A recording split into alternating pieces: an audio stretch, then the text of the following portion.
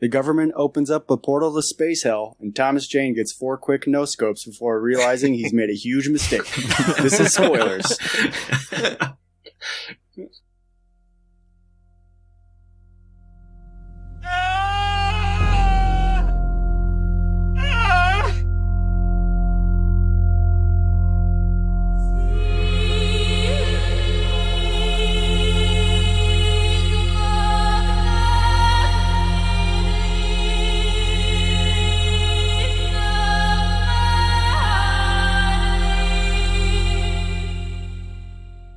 Yeah.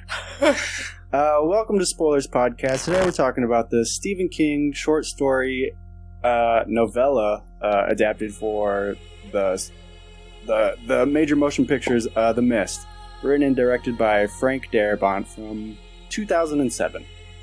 So I kind of just forgot about the opening question, so I came up with something bug related right at the to open up the question. So just real quick, we'll go from east to west. Do you guys have any bad bug stories? Any crazy run-ins that you're kind of afraid about? East to west. It's not Jordan anymore, not Eastist. Is it Brett now? Brett now? Brett now. Yeah, so like a bug story, I have a story that happened in my first semester in college that I didn't live down for a while, but I could tell you guys if you don't tell anybody. Secret safe with us. Sure. Well, you guys and our millions of followers. So this is Brett from Fort Wayne. When I was down in Bloomington, IU, my parents sent me, and you guys will know this, a care package from Martin's Supermarket, and had all some good stuff in it, and I got super drunk, I guess.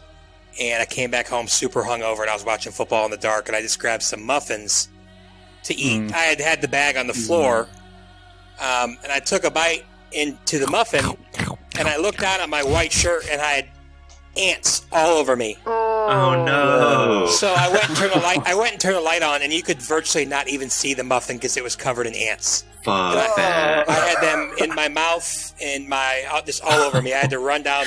Yeah, so they called me Muffin Man the rest of the semester. Oh my gosh. But yeah. Oh my god, Whoa. that makes Arrested Development so much funnier. This explains so many things. I don't know, some things. But I wasn't a big fan of ants before that, and I'm definitely not a big fan of ants now. Listeners, we need you to start calling Brett the Muffin Man. Let's make this a thing. We need some fan art, too, of Brett just chowing down some muffins in his college bed with ants crawling all over it. I've never eaten a muffin since. Just kidding, they're delicious. Oh my god. That was a terrible story, Brett. Good story, terrible experience. Thank you. Next up, is it Jordan? Probably me, yeah. Oh man, I really don't know how to follow that story. Yeah, good luck following that one. No, I was going to just reminisce a little bit with Corey about, his former residents of the South. There's a lot of bugs down there, and I can't remember any specific stories, but it's a lot of roaches in my time in North Carolina. But I don't think I ever ate any, so Brett's got me on that one. I didn't eat any. I spit them out, probably. Bullshit. Needless to say, I was killing ants for a couple weeks in my dorm room. All right, who's next? I think that might be me next. This is Josh recording from Goshen, Indiana. And we've talked about it in the group thread on GChat before, but I would love to debut this other story about Brett in Bloomington that has to do with bugs. Between my sophomore and junior year, all 5 of us roommates were going to stay in the same old crappy house both years. So we all left for the summer, come get summer jobs back in our hometowns. And we weren't real good about paying the bills. And we were divided up into duplex. And Brett's side of the duplex, they got their electricity cut out. Yeah. And they had a fully stocked kitchen and fridge. And needless to say, I was the first person to go back, and I went on my side, and I was like, oh, this is like it kind of smells weird, but there's no bugs over here. This is pretty cool. And then we opened up the door to the duplex, the other side, and we had to get our flashlights because the lights wouldn't work. So it was like entering a horror movie. Oh, no. And we just saw a kitchen with flies everywhere. Flies coming out of the walls, the cabinets, the sink, piled up dead on the ground. And we slammed the door and ran and didn't open it up again. Like, this was me and a couple buddies. We just hung out on my side of the duplex, hung out in Bloomington for one weekend and went home. And I had to tell Brett and break him the news that, like, dude, your side is not bueno. Okay, first of all, that story is very, very accurate, except, I mean, we were bad with paying bills, but we just turned our electricity off. We didn't get it turned off. We just didn't clear the fridge because we're lazy college kids. That time. Second of all, it is not an exaggeration to say there were at least 20,000 dead flies. Oh my god. And they were in the fridge. They were like open mayonnaise packets in the fridge, and the flies were in it. Oh my god. And I made the greatest deal I've ever made in my entire life. I didn't want to clean it up, needless to say, so I said I would do an errand, one favor for each Tim and Drew, and they said yes, and I ended up just like literally going to the gas station, and they're still mad at the deal, but great deal. I did not have to clean any of it up. This is why Drew Alkin is not your best friend, because you traded him half a pack of cigarettes and a This is the toothbrush. worst trade deal in the history of trade deals, maybe ever. Brett and the art of the deal. He literally got 10 cigarettes and a toothbrush. Yeah, toothbrush. Yeah, definitely For toothbrush was definitely cleaning low. up 10,000 flies. It's the worst deal since the trade embargo of Naboo and the Trade Federation. Why would he make that trade? What an idiot. Stevie, you got a bug story? Oh, that's really tough to top. I feel like Brett's coming in hot with the bug stories. Jeez. I'm only part of that bug story, by the way. I'm a third of it. These are really going to pale in comparison. By the way, the Muffin Man is the greatest nickname we could have ever given Brett for this podcast, so thank you. Yay! Can't wait for it to be called Muffin Man forever. Awesome. Have you seen the Muffin Man? Yes. Oh, the memes. Anyway, so I did you guys ever go to girls' houses in high school and just hang out with them and watch movies? No. Anyway, I went in the basement of my now wife back when I was 16 or 17. Aww. And I remember it was yesterday. We were watching Dodgeball, an underdog story. Anyway, I look on the floor. Nobody says the subtitle. I look under the floor. I look at the floor as we're watching the TV, and I shit you not, a spider the size of my hand was crawling across the floor. And we both freaked out, and this thing ran away somewhere in the basement, and I never saw it again. And I've been terrified to go in that basement ever since. This thing was just a monster motherfucker. You could have seen it from a mile away, and it was hairy, and just terrifying. Okay, can you move on, please? It's like Shelob. That was your old house, though, right, Stevie? What? Because they could live for 90 years. Well, here's one of the scarier parts, too. Is the wife and I moved back in that same basement for a year and a half while we saved up for our house and while our house was being built. And I would just randomly think of there's no way that spider escaped this basement with no one seeing it or eating the dog. It could have done that. So yeah, that's probably my terrifying bug story. Stevie slept with a gun under his bed. Every while he was in night. the basement. Pap, you got a story? Man, for being a last-minute opening question, Mikey, this is Awesome. one of the greatest Oh, in yeah. the history of spoilers. I not a long story, but a similar PTSD experience as Stevie. I remember one time in 5th grade, 6th grade-ish, I was just out riding my bike. I had some baggy shorts on, just did a loop around Pinecrest, my neighborhood. Came back, sat down on my computer in the basement to play some Age of Empires, and 5 minutes later, I felt like a prick, and all of a sudden, it got real hot, in my bathing suit area.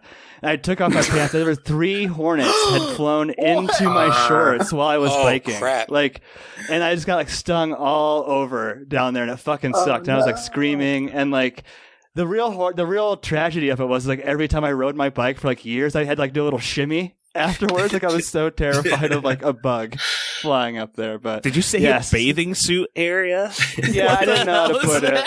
So it got really swollen. Well, I mean, you know, it looks like it does now. I was much younger back then. But it was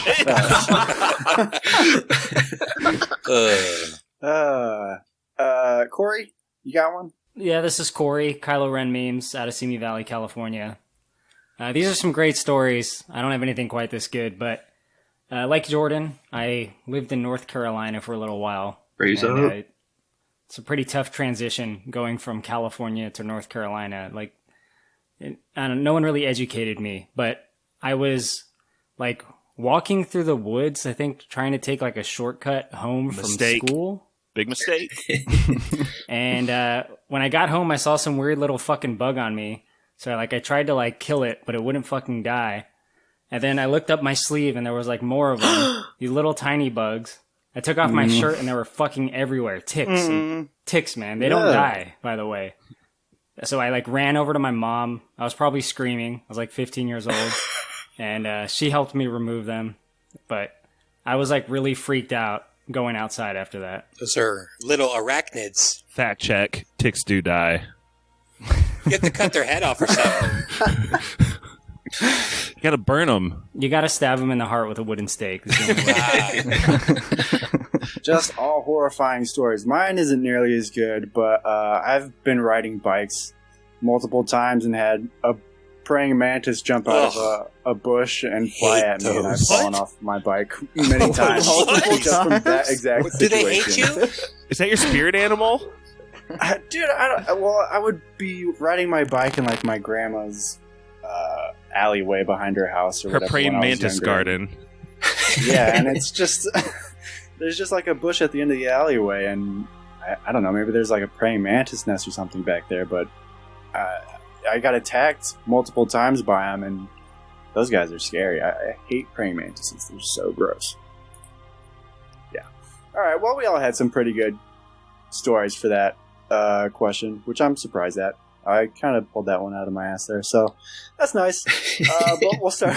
We'll start with the movie now.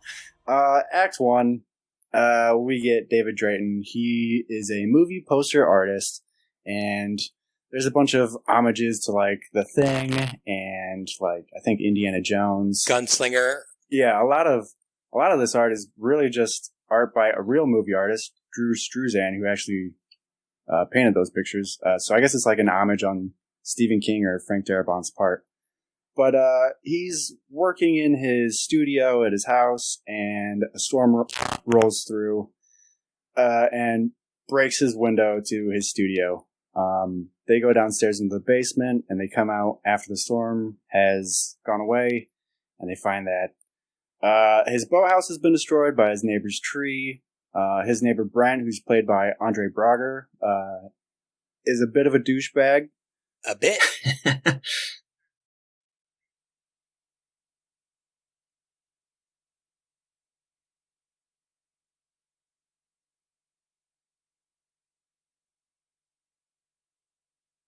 Kind of on edge, seems a lot, and he's already at work kind of cutting up a tree that's fallen in his yard. And Drayton goes over there to trade insurance info with him. Stevie, as a homeowner yourself and someone who has never ever had a problem with their neighbors. Not once. What do you think the problem is between David and Brent? We don't know anything about them yet at this point. But personally, I think Brent banged Mrs. Drayton. I think that's the rift between those two. What do you Captain think? Hole would never do that. There's a possibility in between his wife getting chemo and eventually passing away from cancer that he could have snuck in over and gotten it on with Mrs. Drayton. But, I mean, it's pretty clear that there's chips the size of boulders on both of these men's shoulders. I mean, they bring it up later in the movie, but it's that classic thing of, like, this is my summer home, and then our hero, Thomas Jane, who I will only refer to as Thomas Jane and not his movie character name. Okay, I'm okay with that. He's that local hero, you know. I mean, when you even say hero, he's just a local, you know. So it's that classic out of towner. I'm better than you, and you're just a simple-minded local type deal. And also, tree disputes between neighbors apparently are a massive thing. I think that's one of the most common lawsuits between neighbors is tree lawsuits. So that's my guess. Yeah, and it turns out Brent is also like a lawyer himself, so he's probably, and we'll find out later in the movie that he's, I guess, previously sued Thomas Jane. He must be a horrific lawyer. To not win in tree law when you're a lawyer yourself, he must be awful. Is that cancer part said in the movie? I don't remember that. No, it's in the it's in the novella. Don't start pulling in stuff from the novella. Fine. To Fine. Heck. But yeah, I guess they have a previous history of not getting along. But right now, at this point, they are getting along because they decide to go into town together and get supplies and trade insurance info and stuff. And on the way in there, they have a little bit of a talk about conspiracy theories, about what the mist was. His wife asks, what is that crazy mist coming in over the lake? And he's like, I'm not a weatherman, goddammit. I am Thomas Jane. Brent makes a mention of Project Arrowhead, which is like something secret going up on in the mountains. Apparently, everybody is kind of suspicious of it. And we're on sort of good terms with Brent at this point. Josh, when we get to the supermarket, what's kind of like the inciting incident, and what's your worst experience you've ever had in a supermarket? Good question. So in the context of the movie, it's like, surprise, this is a bottle episode, because the rest of the movie takes place inside the supermarket, and I did not see that coming at all, I guess. I worked in a supermarket, so I have a lot of bad experiences at Martin Supermarkets, which this is their second reference, regional reference of Martin Supermarket. Shout out! They actually have really good chocolate ice cream and fried chicken, tenders too. Oh man, they got good food. Don't forget Fish Fridays. That's French onion dip too. I shopped there today, but I think like I'm still kind of shocked just finding out that Brent Norton, the neighbor, Andre Brower, is Little Billy's dad. Like, that answer from that Stevie's question is still baffling. Like, I'm kind of stuck there. I'm stuck in bathing suit area from Pappy earlier. and the Brent. But yeah, I mean, is that what you want, Mikey? They go to the supermarket and it's like, yeah, they just go here to buy supplies because their energy is out. And their fridge is down, so they need to just get food, and they end up here for the next hour and a half. Yeah, and it turns out like half the town is in the supermarket. They've all got the same idea of like we should stock up because nobody has power or anything. And while they're there, an old guy runs into the store saying something attacked his friend out in the mist, and it's coming this way. And everybody's kind of like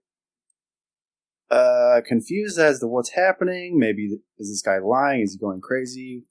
But some people end up leaving the store, and Jordan, what happens with those guys? Yeah, there's a group that leaves the store and they like obviously get attacked, and then there's also, I couldn't believe the one woman who like left her 8-year-old to babysit some little kid, and she like tries to get the guys to like go with her as part of their manly honor, and they're all like, nah, you gotta go on your own.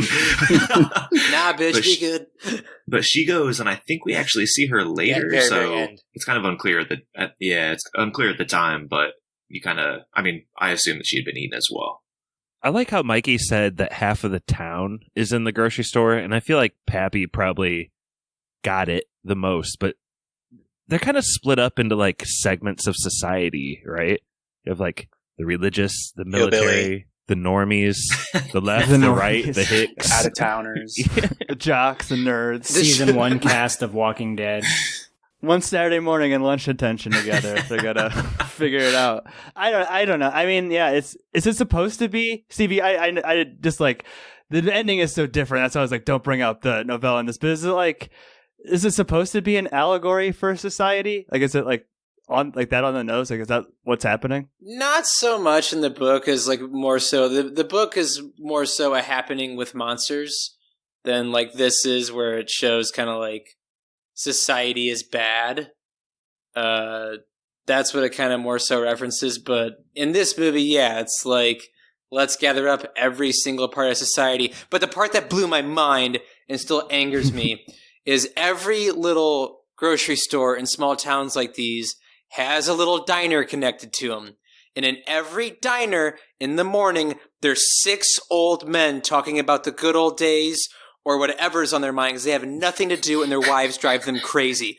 Go to any grocery store in this country at this time of day and there's 6 old men just drinking coffee. The fact that there wasn't that in this movie makes it a failure. I bet there's not a lot of old people sitting in diners these days, but... I saw it today when I went into Martin's grocery store. 6 old men at a table drinking coffee at 6:30 this morning. Were they at least wearing a mask? No, they weren't. Oh my God. Hey, they're not going to let that dominate their life. No, of course not. Stevie, this tiny mom and pop grocery store is not nearly as bougie as the Granger Martins that we are so blessed with. It has a Starbucks and like croissants ready to go at all times. This Hey, is just no bullshit. We're looking for sponsors on this pod. And if Martin's Supermarket count us for service and savings. Martin's Supermarket has come up 6 times. It's a fantastic establishment. If you're ever in the area, This try it is out. an international podcast. Listeners all over the world. So I actually had a question about what kind of store this is, because it doesn't seem very big, and it seems like about, I don't know, maybe an hour in, there's like a whole group of people that comes from nowhere, but also it has so many things. Like, where did they get all that dog food? They got dog food, they got clothes, they got... It's probably the only store Guns, in I town. don't They know. got more dog food than any store should ever have. Yes. Is this Absurd. like a food and stuff store where it's like food and stuff? And it's just the most random shit you could find in a store? I wish they would have had a scientist guy that was like, ooh, you mix dog food with spoiled cottage cheese and it creates cement. And they build like cement blocks. Is that to real? keep out no, but Probably. If it would have been a small town in like Kansas instead of Maine, there definitely would have been a gun section. And things could have gotten real interesting. Right next to the checkout. Right next to the baby food. Then pretty much the last thing I want to take away from that window of scenes is like Mrs. Carmody is just in the background screaming Judgment God, I hate Day at like the top of her lungs. It's just like, this is the end of days. What's the best Terminator movie? Judgment Day. Debatable. She's just going. She's like the nuts back crazy there. cat She's all lady about from The it. Simpsons. I think she's my least favorite movie character of all time. I hated her so much. I wanted her to die so bad. I've seen that on multiple Mhm. reviews, is that she is the least Oh, favorite God, I hated movie her. character of a lot of people. Oh my God. Storm. Everybody stocking up. Been like this since we opened.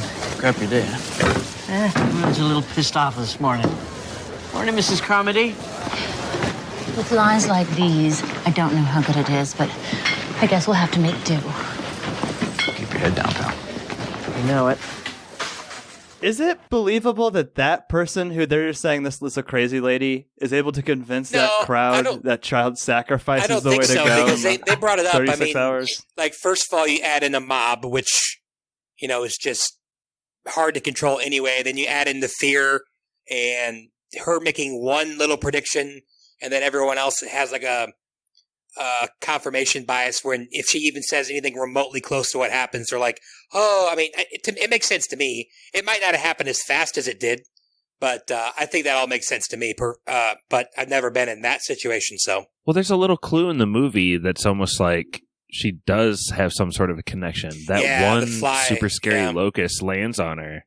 Yeah, that was weird. Yeah, that fly from Brett's side of the duplex lands right at her stomach. Takes pity on her. I think that fly just gets a whiff of her nasty perfume and is like, I can't, Definitely possible. I can't take a bite of this lady. She shouldn't smell good. We should call her Karen from here on out. She is a Karen. Yeah, Miss Karen. Corey, we get introduced to these dumb hicks that are insistent on turning on the Ugh. generator that has gone out in the back of the store. Is this how you view everyone from Indiana? Is it about a rough estimate of what we appear to be like? And why are they so insistent on getting this generator back on? Well, I think Thomas Jane has some kind of explanation, or maybe it's Toby Jones, Zola. There's a lot of people that I'm going to incorrectly label here. So they go in the back with Death from Bill and Ted and a couple William other Sadler. people. They go to turn on this generator. There's like some banging going on at the loading dock door. And like all the redneck guys and stuff, they don't believe Frank Castle that's happening. Frank Castle. Talk about having no conviction either. Like they were super annoying when they're like, you should have said that, but they're kind of right. Like he's like, oh, I heard some banging. Like, no, you saw the freaking metal door bend in. That's different than a little banging. Sorry, Corey, go ahead. No, you're right though. You're absolutely right. Mm-hmm. But long story short, they do open the loading dock door, and this kid's like really gung ho about it. I mean, we were talking about whether or not he's a kid before the show. I guess He's 44. It's the Shermanator from American Pie. It's the Shermanator. When they open the door, we see some like crazy fucking tentacles come in, like Lord of the Rings style, but with spikes. And they just start attacking people. Some pretty good gore in this scene in regards to what happens to Sherman. He gets one like right to the chest, and it's pretty gooey. Yeah, he gets a couple suckers on his body, and they just rip off some flesh. Do you think that scene maybe it's like a minute or two too long? Yes. Like it was really cool. I thought it was cool, but it went on.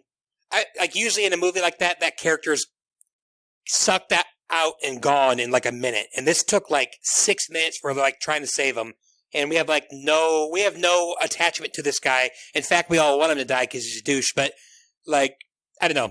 That's all I was thinking. Go ahead, Mikey. Sorry. I think he's trying to make a point of the dumb Hicks not helping out, and I think they just kind of hang on the Hicks a little too long of just looking dumbfounded about what's happening all around them.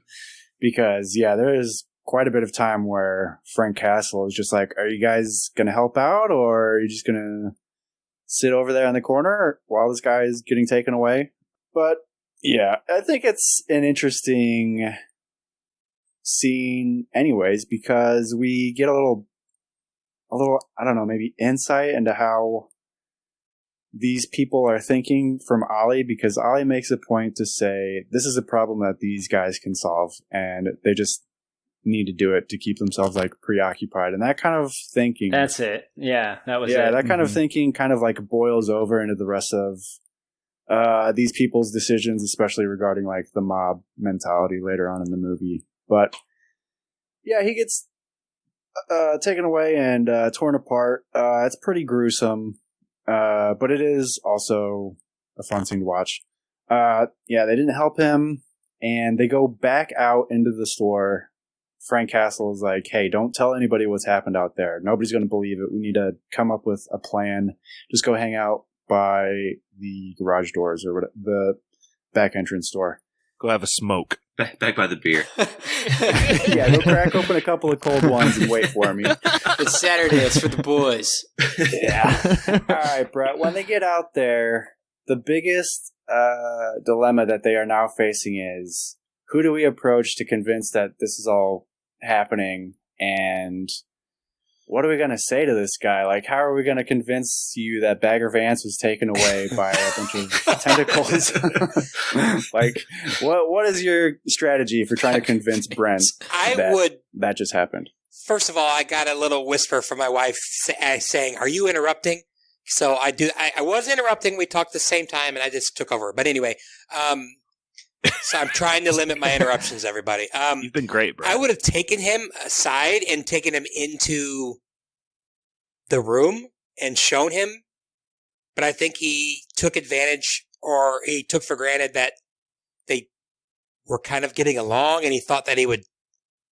But like someone like super rational like that, I don't blame him. I hated that scene. It's so annoying just because you know what's going on, and Captain Holtz is such a douche during the rest of the movie. Well, it is kind of Thomas Jane's fault because there is physical evidence. For sure. Why doesn't he just lead with that? I think that's kind of what you're saying, right? Just be like, hey, I need to show you something without mentioning the tentacle. Yeah, he could have done so many other different things, but that was the worst.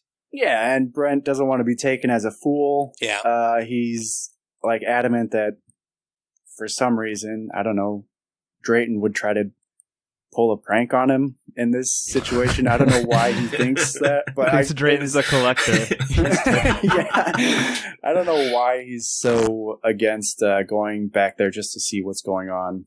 But he doesn't want to get pranked, and so he's like, "No, I'm not believing you." And then he threatens him with an assault charge, like almost immediately. And at that point, it's now Drayton's duty to like kind of rally the troops and tell everybody like what's going on. Ollie is talking to his boss, and he's like, "Hey, shut the fuck up and listen to the Punisher guy. He's got something to say."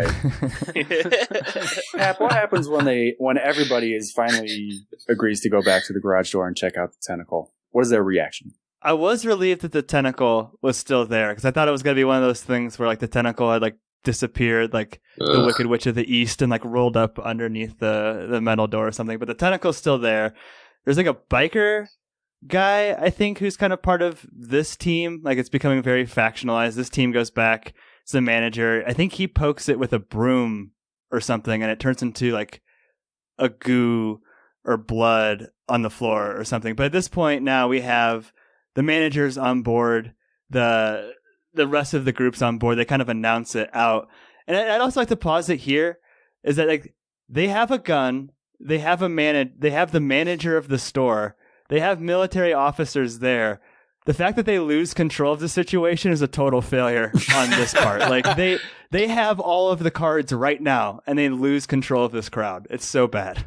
There's also the aspect that these military guys are just like avoiding everybody the whole time. They're pretty They're the worst. I can't wait for them to do something cool. If I was the townspeople, you would be like, "Hey, why are you not contributing anything? At least like lift some dog food and throw it at the glass or something. Help out a little bit." But yeah, these guys are doing absolutely nothing. And all while this is happening, Mrs. Carmody is doing lines of cocaine for Jesus in the bathroom. Oh my gosh. She's just got a little altar set up or something on a toilet seat, and Mrs. Dunphy, the lady with the gun, walks in and confronts her. And they don't like each other a whole lot. So, yeah, there's already a rift there between those two. Like, real quick, Mikey, there's like a point, she's praying to God. She's saying, "Give me one soul to save. Bring someone to me and I will save them." Boom. This lady walks in the door, the teacher, late Andrea from The Walking Dead. And she's like, "Hey, how you doing?" And she's like, "Fuck you, bitch," and walks out. Talk about ignoring a sign. Hey, whoa. She doesn't say "fuck you, bitch." She says, "The day I need a friend like you, I'll squat down and shit one out." A squishy turd. I wrote that note down. It's a sick burn. I had the same exact note as you, Corey. Like, what is this woman's deal? Like, you think she's devout and sincere, and then as soon as she sees a person, she just flips. Corinthians chapter 6, verse 12. "The day I need a friend like you," Jesus said, "I will squat down and shit out a turd." Don't say that, Pat. No, I'm just saying she's so hypocritical, though. She's like, that's what makes her so infuriating. Yeah. We just lost Martin's sponsorship. Yeah. Pat, do you remember the wacky religious doomsday speaker that would hold court on IU's campus? Oh, yeah. All the time. The harbinger of Kirkwood, if you will. It was very like old school Bible, usually saying bad things about the LGBTQ plus community. Didn't have a lot of nice things to say about anybody, really. And I feel like there's always a lot of kids trolling him, and it's usually a good time to watch their back and forth. Yeah, and he would just damn us all to hell as we were walking to class. You know, the good old days. Yeah, I probably have to go to hell. Yeah, Mrs. Carmody has her own sermon to give. What does she say is going to happen that night? She predicts the bugs, and she predicts that at least one of them will die or get burned or something, right? Like I forget exactly how she phrases it, but she's close enough but vague enough in kind of that religious prophecy way where it like comes exactly true. Yeah, I believe she's just like, God is asking for blood or something tonight. He's going to be pretty pissed if we don't offer up a sacrifice or something like that. And she gets the whole crowd riled up because one of the hicks immediately is like, I'm going to shove my size 10 boot up your ass, lady. And things kind of pop off from there. And in the background, the military guys are being very suspect and not helping with anything again. So Thomas Jane goes over and asks them for their help to finally do something and be productive along with everybody else. This is where we find out where Mrs. Dunphy has a gun. Corey, who is in charge of the gun and what are his skills? Well, they give the gun to Zola. He says that he's like a crack shot or something. I mean, I don't really know exactly what he said, but he's like, I'm pretty good with the gun. I'll take it. And they're like, all right, fair enough. Take it. Yeah, I'm an aspiring school shooter or something is what he says. He says like a target shooting champion in 1995 or something. Yeah, he's definitely got skills. So he's in charge of the gun, and they got 3 rounds of bullets. What target shooting competition has a 6-shooting revolver as its main weapon? All the best ones. The Red Dead Redemption revolver shootout. If you can shoot any one handgun, you can probably shoot most of them. So, but yeah, I'm with you there. You can dodge a wrench. Yeah. Well, I mean, that's a question for Mrs. Dunphy. Why have a 6-shooter? Lady, that's not a... It's a 38 special. That's what it is. Just let you know. But Brent has had enough of all of this nonsense talk of the apocalypse. He has decided for himself that he's going to walk out with a group and he's going to try and find some help. So he's taken away this group of people and he's convinced them all to go with him and they're going to go out and look for help. I don't know if their intention is to come back. They didn't really seem like they were in the mood to come back for those people. But they leave, and Corey, what happens to those guys? Well, it doesn't go super well, I'd say that. So the biker guy says, all right, look, tie a rope around me. I'll go outside, and I'm going to get this other guy's gun that's in his car, and I'll just, be right back. I think that's his plan, right? To get a shotgun? Yeah. Yeah, an old guy has a shotgun, and they tie, a shoelace around this Hell's Angel guy. Yeah, they wrap some dental floss around him. He goes out.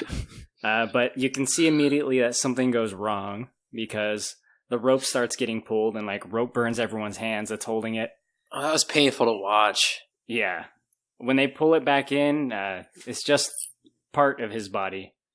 Pretty gruesome, pretty cool looking actually, but... I think that was a pretty cool scene. Absolutely. It's cool evident scene. There's some heavy shit going on out there at that point to everyone, not just our main group of characters. Isn't that much blood pretty typical when you use dental floss, though?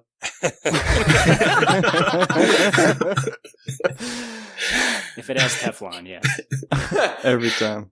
Granted, we don't see what happens to Brent, but it's just safe to assume that he's dead. We don't hear any screams, I guess. I don't remember anything happening there, but if the Hells Angels guy is dead, he is also going out into the parking lot. It's safe to assume that everybody else in that group is also dead.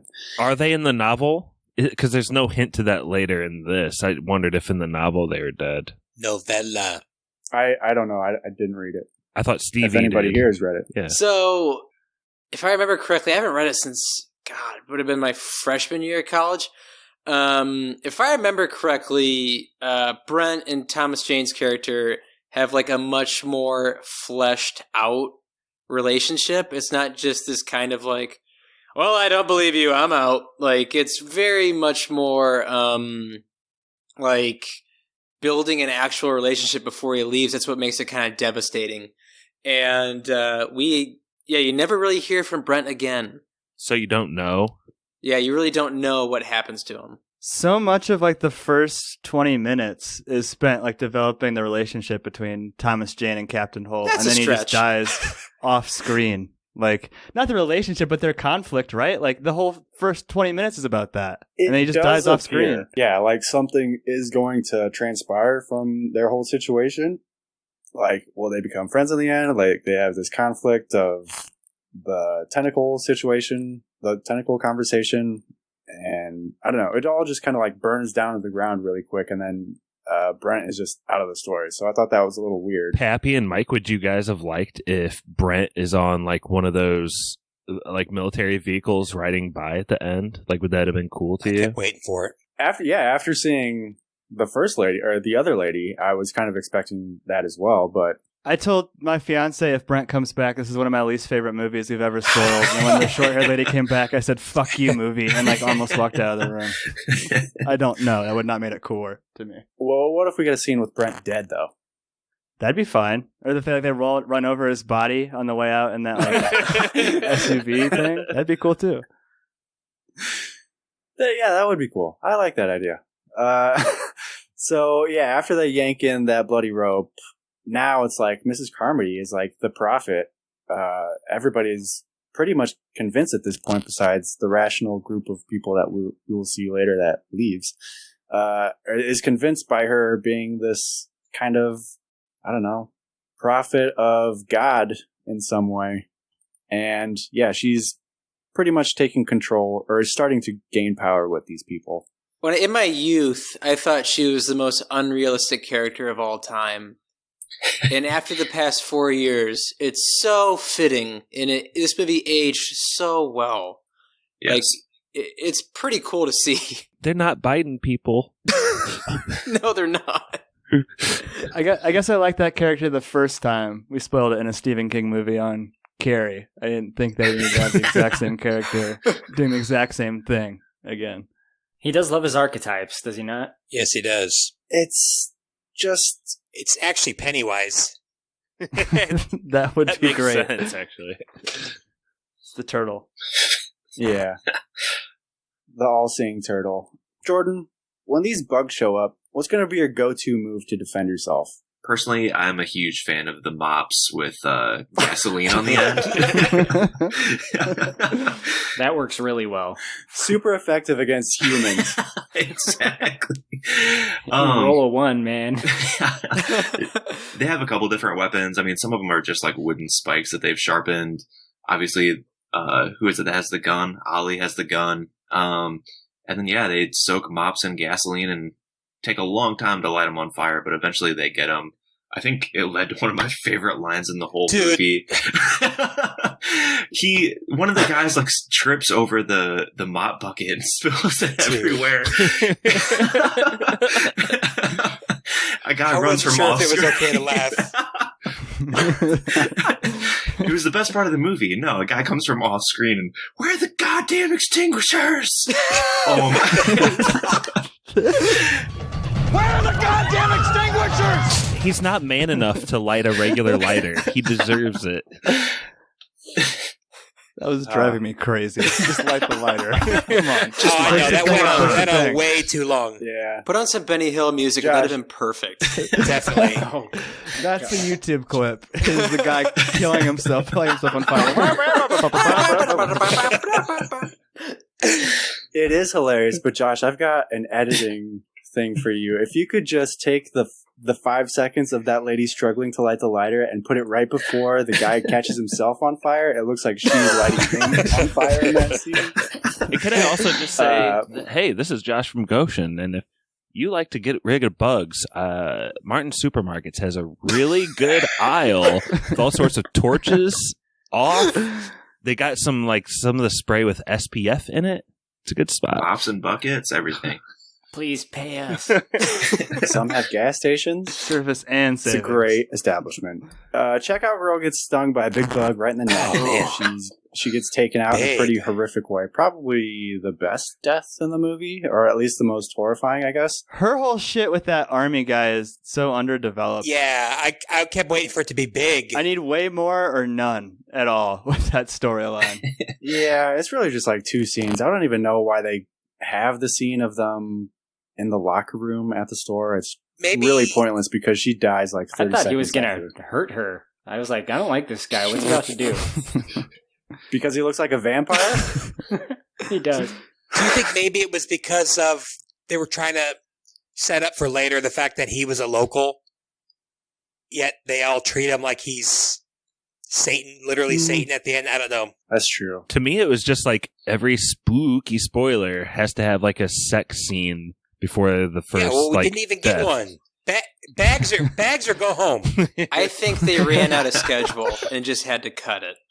Cut the bags? That's what I personally think. I just think they ran out of days. They didn't have time for it, so they just cut it. This was shot in like 37 days, right? It was 38 days. And you need 1 day per bag. 6 days for 6 weeks. When that girl gets stung, though, man, her neck, that's an impressive practical effect. It looks really cool. Yeah, it's cool. Yeah, for sure. It looked really real. I mean, it's gross. Yeah, but it's great. like a watermelon-sized lump on the side of her head now. And she dies. She, like, chokes on her own throat or something. Just swells up. She turns into Boss Nass from Phantom Menace. Definitely. That's the Gungan leader guy. Definitely. I knew exactly what you meant. Her EpiPen is not available, and she is not able to save herself. There's also a guy who gets taken out by, now we have like a pterodactyl monster, and he gets his neck chomped. Oh, yeah. And we talked about the guy who lights himself on fire and almost burns down the whole place. And here's where we get the Mrs. Carmody thing. I think a lot of people in the store end up seeing this and are like now convinced that she is a prophet because this bug lands on her and just chooses to ignore her or doesn't bite her or anything. So now Mrs. Carmody is like established as being able to see into the future and knows that, and is like convincing people that God is angry with them. And then to end this scene, Pap, what does Ollie got to do to save Frank Castle's son?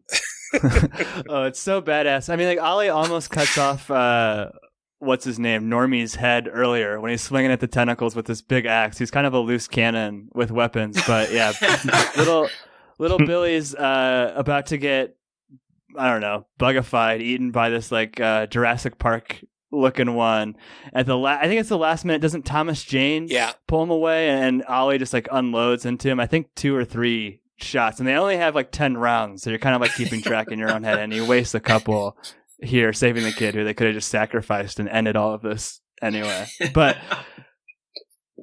I don't know. The thing that bothers me more, Mikey, is like the next plot point is like from this point on, Thomas Jane's like, we got to get out of here, and like again. You have a gun. You have a good relationship with the people, the military officers in uniform. You have the store manager, and you're in a goddamn grocery store. There's no better place to be in a post-apocalyptic scenario than a grocery store. You stay and fight. You just cap that bitch right then and there. Boom. Why do you keep mentioning the store manager? He has no power. He's the manager. He's an authority figure. All of the it's authority his figures are jurisdiction, Josh. All of he's gonna write names down. He's taking names. This is like the King's Landing of the coalition. They have the Master of Whisperers and the Spy Master. They have everyone they need to run this grocery store for years. They're fine. Josh. She's a Karen. He's a manager. What more do you want? So true. Oh my god. She's going to win the fight.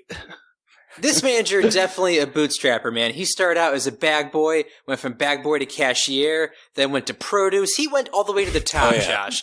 He knows every inch of this store. Do you know how many years he had to do night crew? At least 7. That's a good Stephen King pun. How many broken eggs he's cleaned up?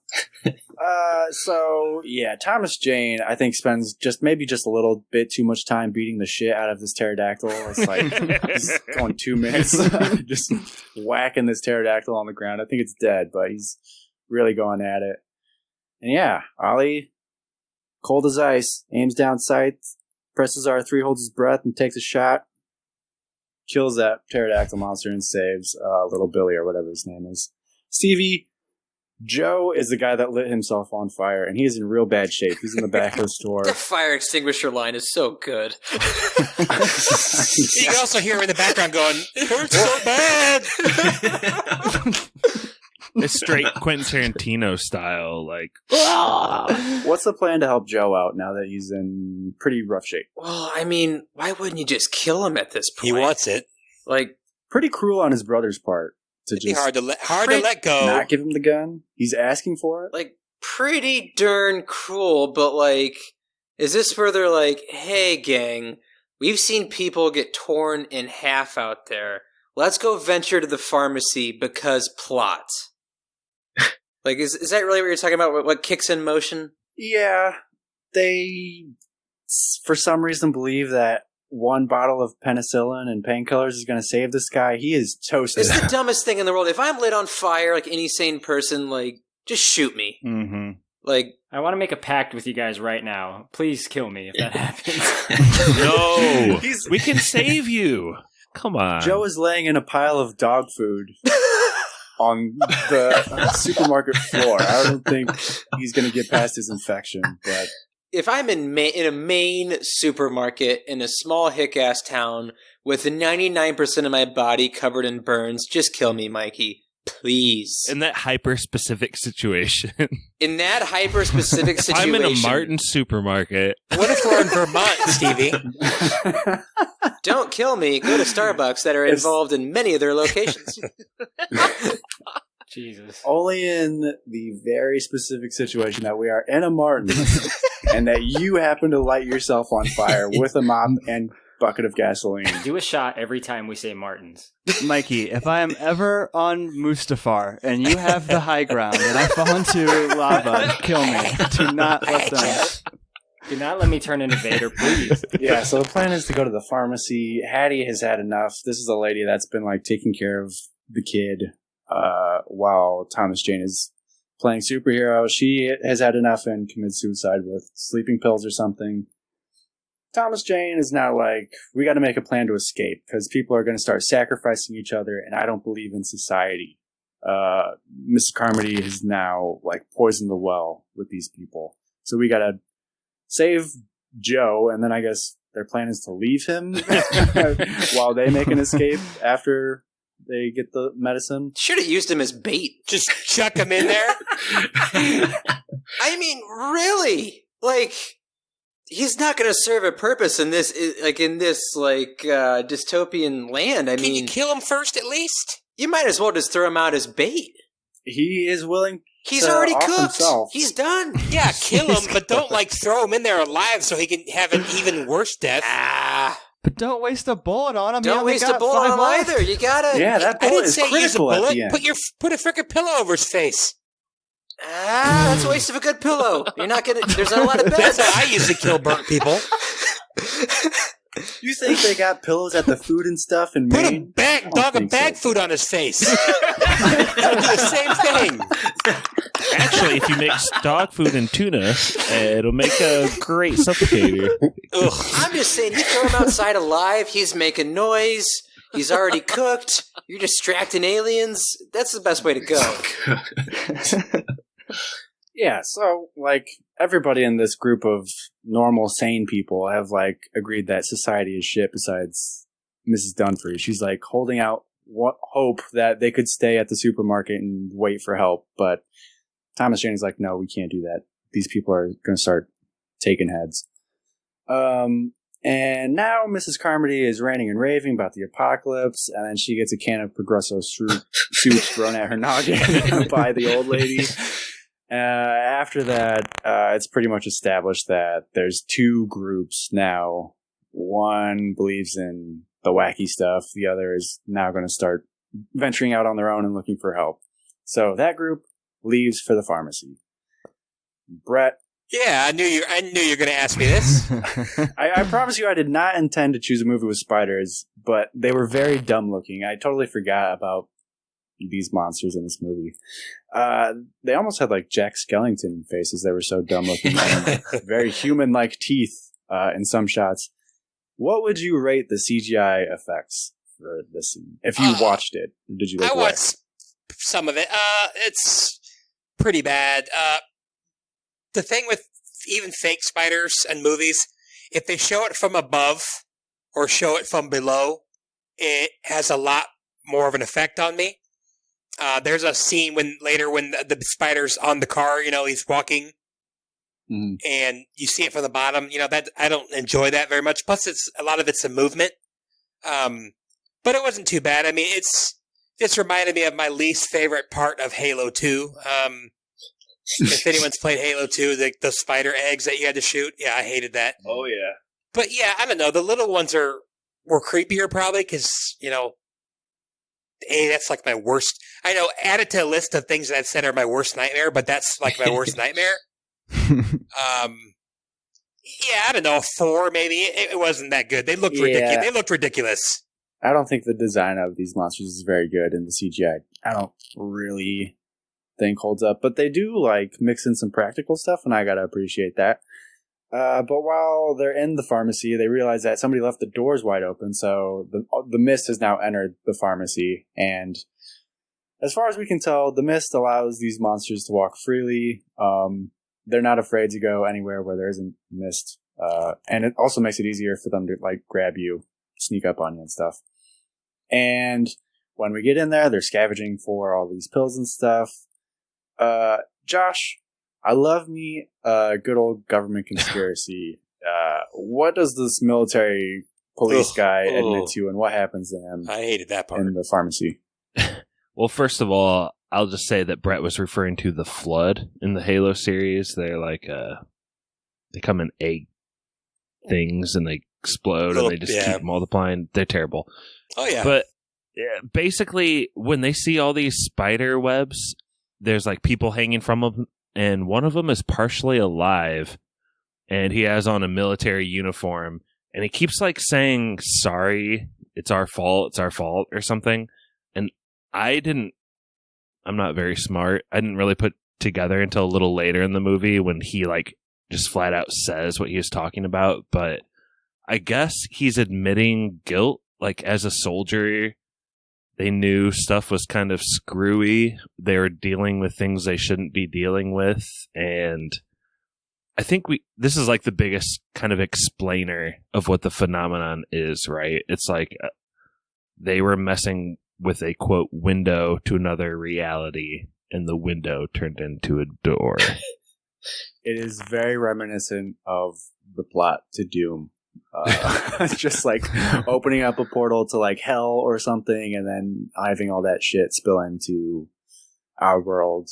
And I don't know, I just thought it was really interesting because it just made me think, like, is Stephen King really a sci-fi guy at heart? Because it seems like all of his stuff just goes back to like aliens or something related to aliens in some way, like it. And I know Dreamweavers, like those guys are aliens in like third act of that movie or whatever. I think the Dark Tower is a lot of sci-fi. I think he does a lot. He does a lot of religious stuff too. And I mean, just Carrie, like The Stand is a lot, very religious. Religious stuff explained through.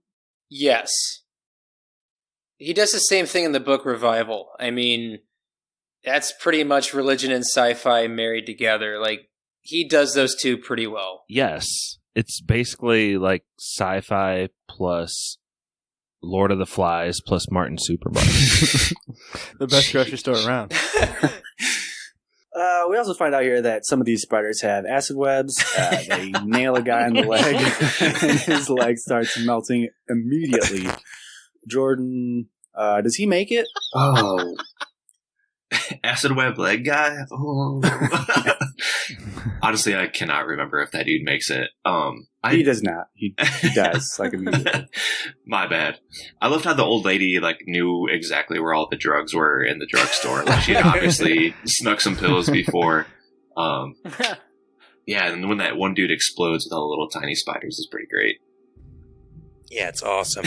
I like the action scene that the old lady gets, kind of, where like a spider comes down right in front of her and you think it's going to get her, and she's like, not on my watch or whatever, and she pulls out like a can of bug spray and then lights it like with a lighter and it flames it down. That's when I was like, Pappy's right. They have everything they need in this grocery store. They should have shown her pocketing all the Adderall and passing it out later. This is where they keep the Percocets.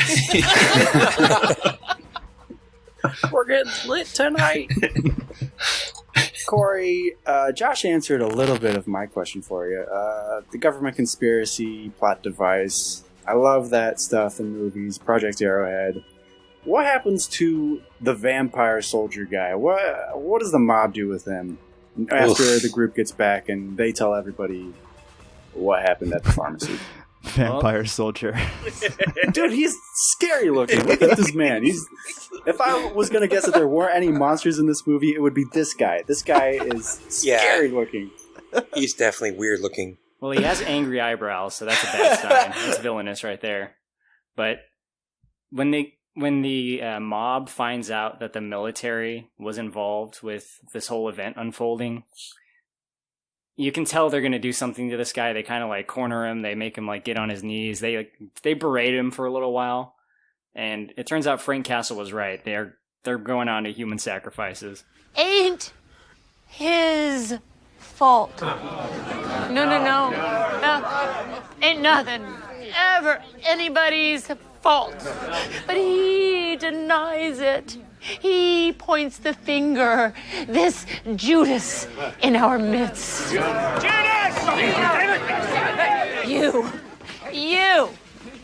Don't you know by now? Don't you know the truth? We are being punished. For what? For going against the will of God. For going against his forbidden rules of old. Walking on the moon.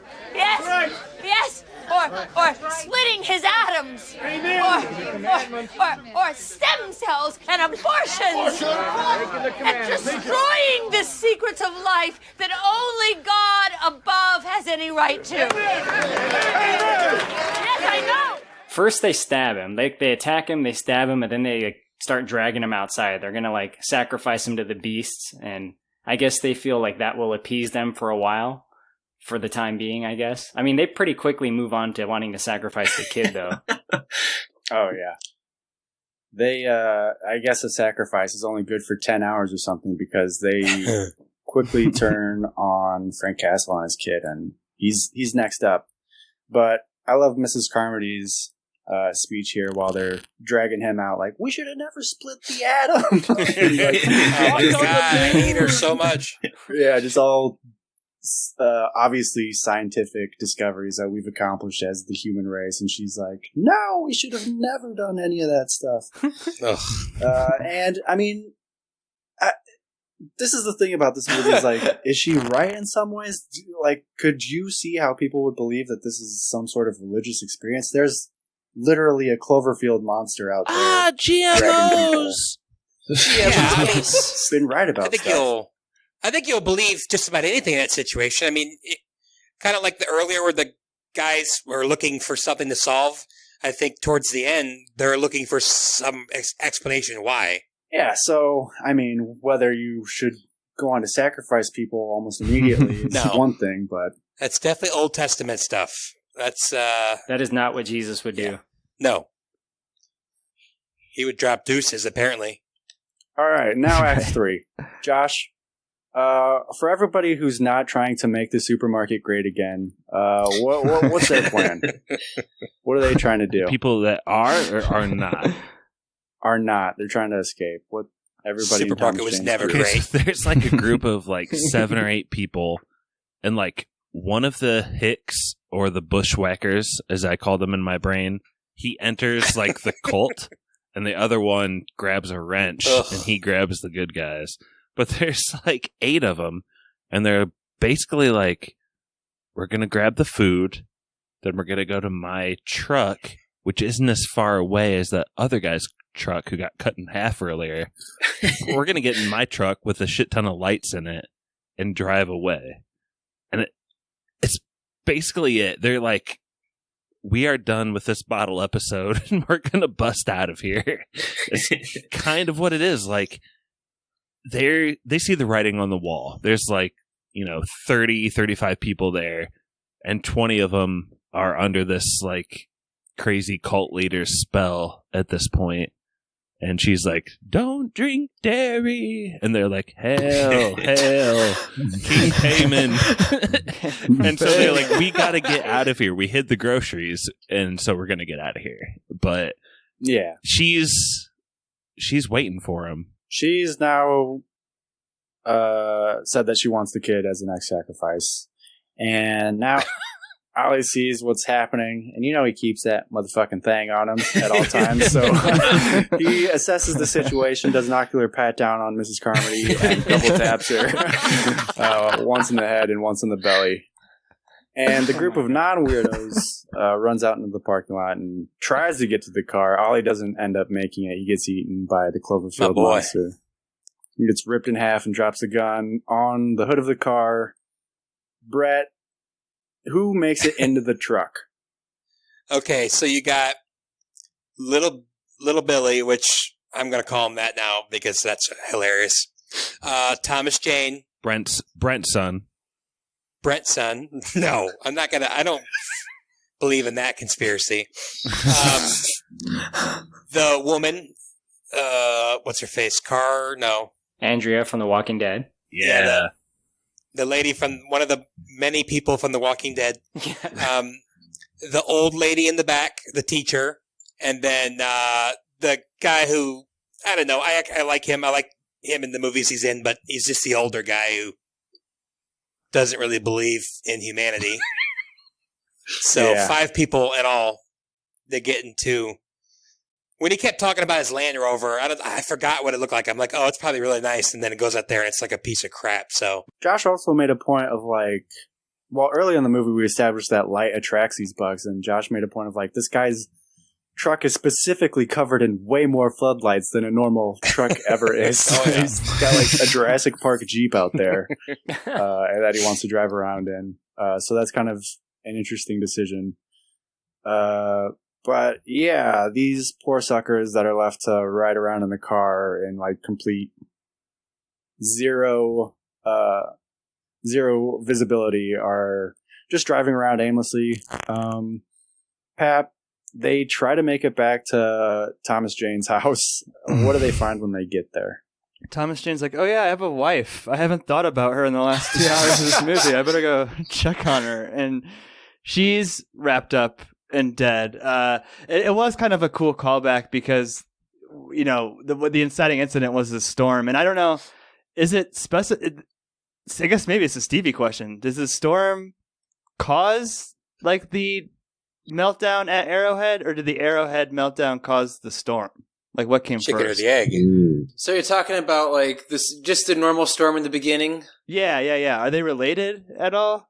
Like, because that's what ends up fucking his family, is that it like blows in the window and then the mist rolls in and they're all screwed. If I remember correctly, storm comes first, then the mist, but like the mist is like vaguely kind of talked about with Arrowhead. It's not like expanded upon like it is in the movie. It's more of just a happening. Okay.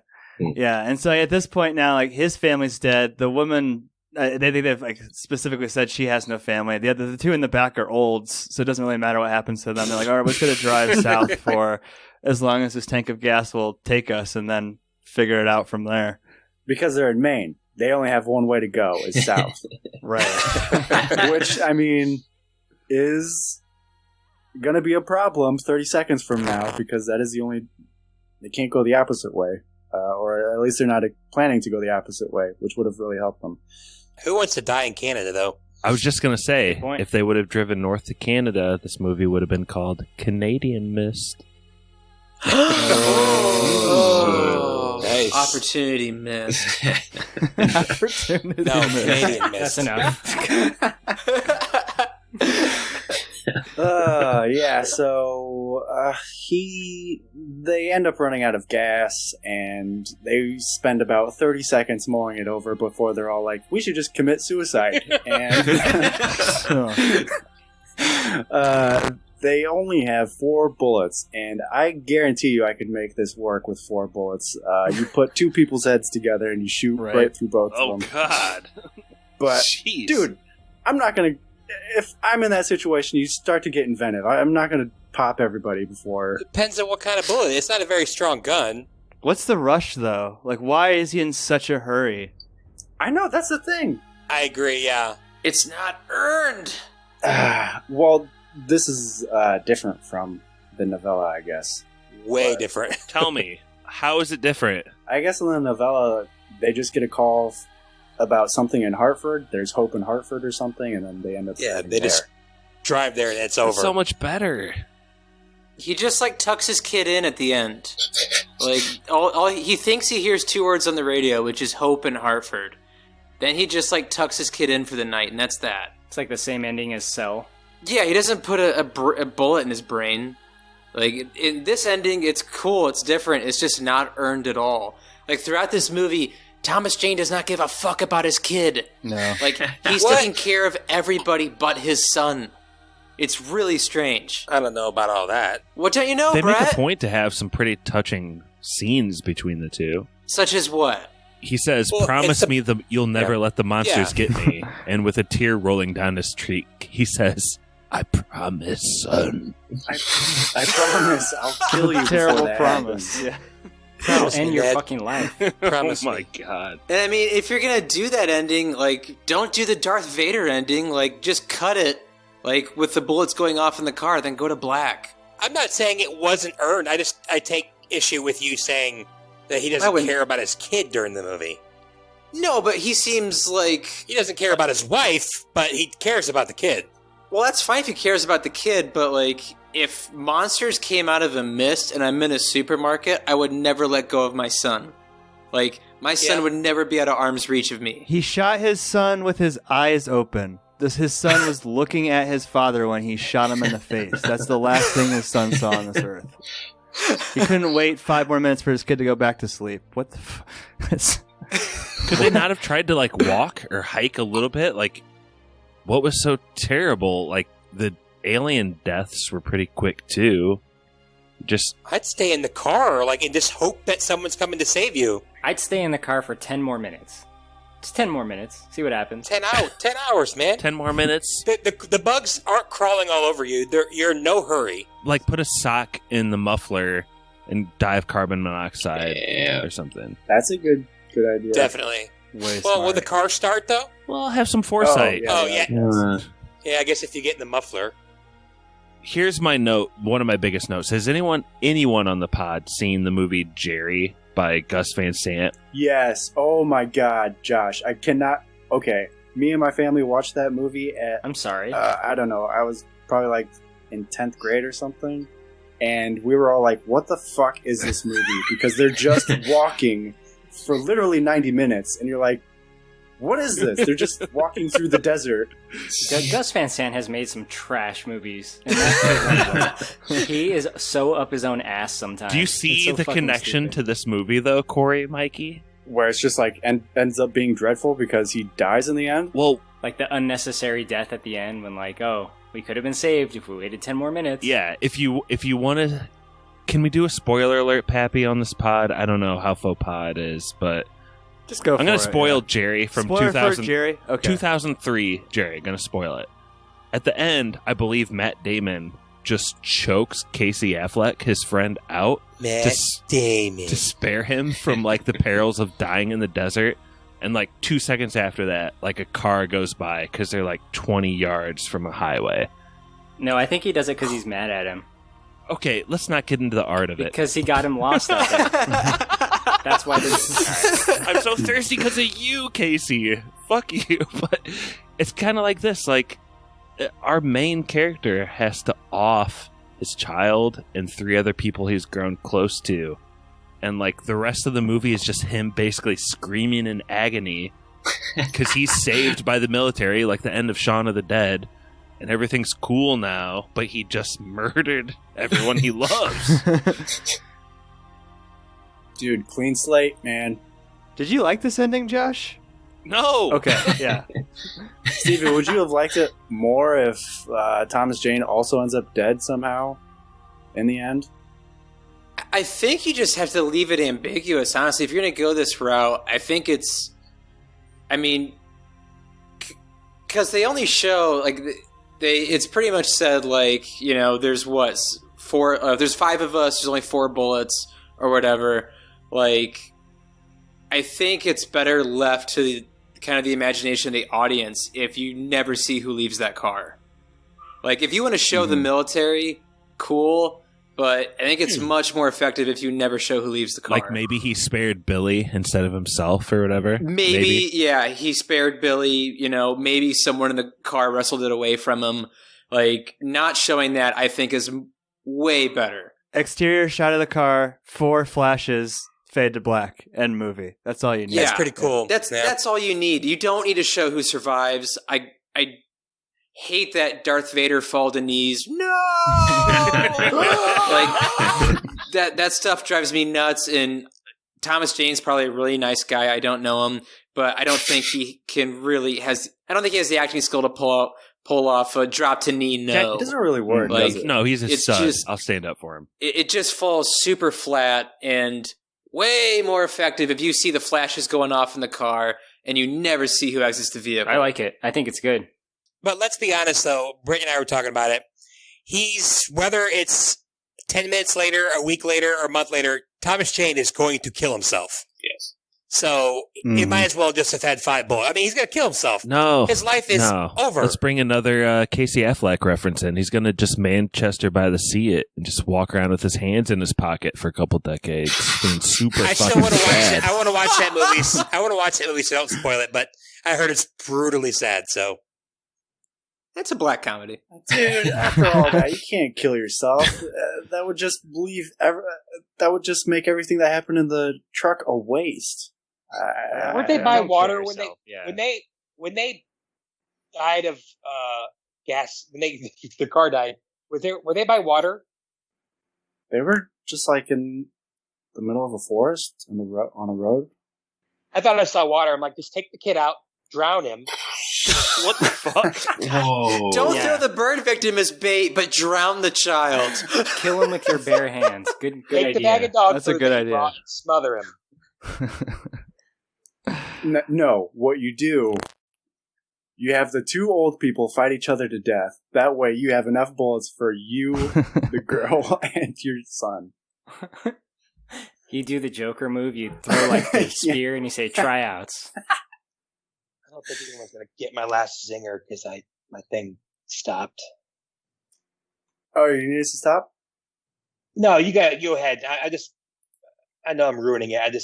You're I good. didn't know when it went off, and I hope that my drowning the kid thing made it. We got it on the hijack. It's preserved forever. Yeah, well, that's not an edit point. We're keeping that one. Mikey, can I ask Brother Jordan a question in this meantime? Go for it. Oh, boy. If I was whatever his name is, like Joe Eagleton, and you were my brother, would you try to go over to that pharmaceuticals and get me some stuff, bruh? I thought we already established that if any of us are in a Martin's after we've been lit on fire, we're gonna let themselves. We're gonna let them off themselves. So you're gonna give me the gun? Yeah, that was our pact. Our spoilers pact. You know what? And before we roll credits on this movie, I just want to say, God bless Martin Supermarkets. You know, they're such a great establishment in our local area. Count on us. I'll go check them out. But yeah, that's the end of the movie. The army shows up, and it's all really heartbreaking for Thomas Jane. He only had to wait probably 15 seconds. So we'll just go like west to east again. Final thoughts on the movie. Corey? Yeah, this is Corey. I'm going to give The Mist a yes. This was my first time seeing it. I'm glad you picked it. Thank you, Mikey. First time, huh? Yeah, first time. It is rather long, but I'm cool with that. It's also It reminds me of things that I've seen that came out after it. So, like, it reminds me a lot of The Walking Dead. No surprise there. Mm-hmm. It has a lot of the cast of The Walking Dead, and it has... Well, the director was the showrunner of The Walking Dead for a while. It reminds me of Bird Box. That's probably been referenced a lot around the time Bird Box came out. I saw that before this, obviously. But despite those things, I think it's a pretty interesting and cool story. Even if it's something that's been done before, like, that's fine. I like the story. I like the way they execute it. I think Thomas Jane is probably the most compelling I've ever seen him in this movie. I haven't seen a lot of his movies, though, to be fair, except for that shitty Punisher movie. Watch Money Plane. I do like the ending, so that's probably like the big point that's different from, I guess, everyone else here. The fact that it ends the way it is, that's the kind of shit I like in a movie. Not that, like, I'm happy that things went bad for them, but, like, it gets, like, the, I don't know, adrenaline flowing, I guess, for me. Like, it moved me emotionally to see, like, oh my god, he killed them, and then everyone just fucking shows up and the mist clears, like, right then. It's like a huge oof moment, but in an emotional kind of way. So yeah, it's a yes for me. It's cool. I liked it. Not the greatest movie in the world, obviously, but I mean, it's good. Pat? Big oof. I just murdered my family. Oof. This is a very, very soft no for me, and it's really almost squarely on the shoulders of how much of a sour taste the ending leaves in my mouth. I mean, like, the logic of that moment is just so flawed, and it's the last thing. Excuse me. It's the last thing that the movie leaves you with. I don't know. There's a lot of cool things in this movie. I think sometimes like the symbolism is a little bit on the nose, and like the representation of like the religious aspect is a little bit like caricaturish. But I don't know. Like, I love like the concept. I love like the monsters. Like, we didn't even talk about those big ass like creatures at the end who are like ginormous, like walking around. Like, I love all that shit. But like, man, that ending is just so fucking stupid. Like, we are not anywhere near like professional Hollywood writers, and we probably like Stevie's pitch was like better, and we thought of that in like 2 fucking seconds. Like, and when the director was going around like trying to pitch this movie, Paramount wanted to give him like $38 million to make this, but he had to change the ending, and he refused to do it. So like everyone around him like was trying to tell him to change this ending, and he still didn't fucking listen. Stupid fucking ending. Not a stupid fucking movie, but it ruined the movie for me. So a very soft no. But shout out to Choki, right, who suggested this, Mikey. Perfect spoilers suggestion. Indeed. We get a lot of dumbass suggestions for movies to spoil. Like, could you spoil The Godfather? It's like, no, we're not going to spoil The Godfather. This is a perfect movie that we're trying to spoil. Great job, Choki. Great pick, Mikey. The person that suggested that is listening and is just like, all right, fuck these guys. I'm never listening again. She already turned it off. They were my favorite. But this is a soft no, like I said. Soft no. All right. Who's next? Stevie? Okay, I hate that I do this to myself, but if I had just watched the movie, this would be such a 50-50 of like, is this just a soft no, soft yes? It's like in between, because a lot of things in this movie aren't earned. Like, just the writing and the themes of it and the dramatic arguments like are all over the place. Plus there's some clunky editing. Like, that scene where the bag boy gets dragged out underneath that door, it did not need to like play out the way it did. Like, you could have edited that just by a quick cut of having the hick having a surprised look on his face. Then you could have quick cut to having his chest ripped open and left it at that. Like, it was very dragged out. It was kind of shocking, actually. But then I went and watched the entire behind the scenes of this movie, and it is so cool to watch that shit. Like, they had 2 cameras running at all times for every scene. Frank Darabont pretty much spliced together 2 movies into one somewhat coherent story. They shot this movie in 36 days, and it's just so cool to watch that stuff and how they do it.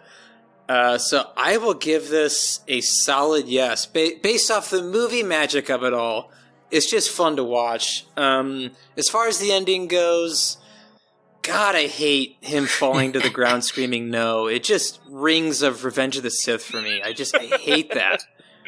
It's just a nightmare of an ending. It's so cliche. Like, just end it with the gun going off and that's it. But other than that, solid yes. Love the pick, Mikey. Awesome choice. Cool. Josh? Yeah, this is basically like a Lord of the Flies story in a 2020 supermarket. Everyone's trying to get toilet paper, and it's really frightening for that reason. Like, us surviving the pandemic in this year, it's felt a little too close to this. I feel like one critique I would add that we didn't really talk about during the episode is that sometimes the camera work goes into this like the Office mode where it's kind of like pushing in, changing focus. And I myself work in documentary filmmaking, and I think that sort of storytelling is fine for that. In like the Office, it's supposed to be coy because it's like these people are saying something this awkward in front of an actual human behind this camera. But for this movie, when it's just like you see someone torn apart outside of the supermarket in the mist, and then it's just showing people's reactions being super sad with this the Office like zoom ins doesn't really make sense. Like, we don't need to be like drawn, like our attention doesn't need to be drawn to the camera movements at that point. I just felt like that's one thing I would have changed. Obviously, I think Martin's Supermarket has the best chocolate ice cream probably in the whole world. And then in closing, I think that Stephen King stories, ultimately, Stevie, like we've talked about, things just happen. But, like, there's just enough there. Like, just enough of folklore, just enough of, like, the locality and character development that, like, even with the ending being as tragic as it was, like, this one's gonna stick with me, and I gotta give it a yes. Soft yes. 3 yeses, 1 no. Jordan. So I think this one, it really depends on how you go in, like, looking at this movie. As a spooky horror film, this is a solid no dog.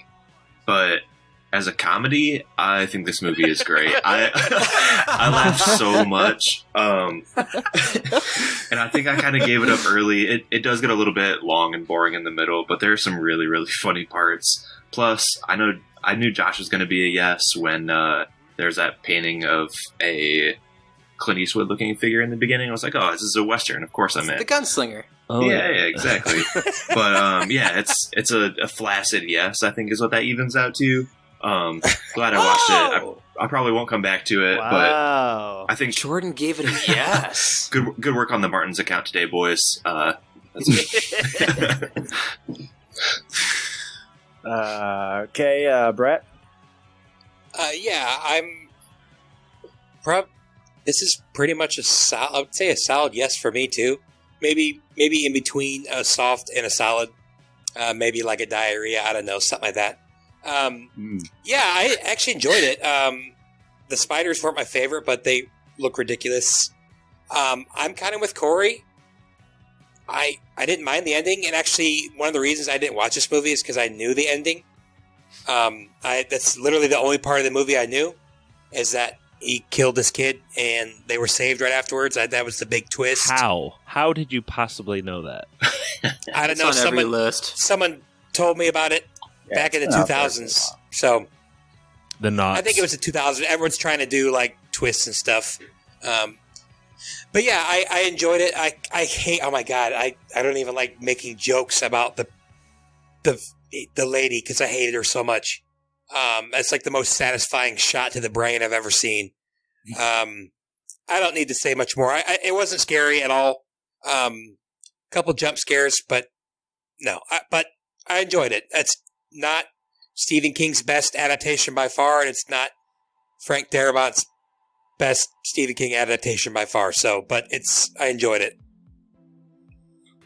Cool. That's I'm gonna give it a yes. That's gonna leave us with 6 yeses and 1 no from Pap. Kind of like a big bag of dog food. That's kind of the food. Better than Just that. An exploded bag of dog food. What? 6 yeses is dog food?